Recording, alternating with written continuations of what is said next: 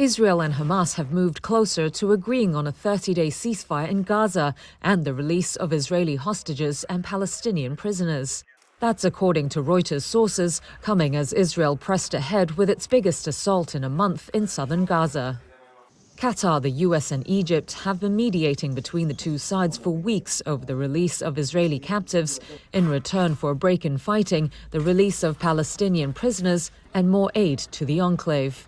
But the plan is being held up, the sources said, with Hamas and Israel at odds over how to permanently end the Gaza war.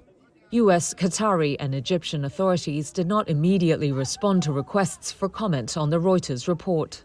Though on Tuesday, the White House did confirm that Middle East envoy Brett McGurk was in Cairo for active talks over hostage release and aid, while declining to comment on reports of any ceasefire deal. Certainly one of the things he's in the region talking about is the potential for another hostage deal, which would require a humanitarian pause of some length to get that done.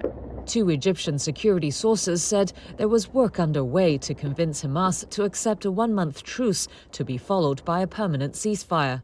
However, Hamas is requesting guarantees that the permanent ceasefire would be carried out to agree to the initial truce.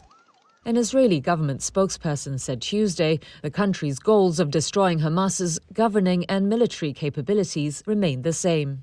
There will be no ceasefire that leaves the hostages in Gaza and Hamas in power. Beyond that, we have nothing to elaborate. Still, Israeli Prime Minister Benjamin Netanyahu is under increasing pressure to reach a ceasefire deal from his war cabinet and families of hostages.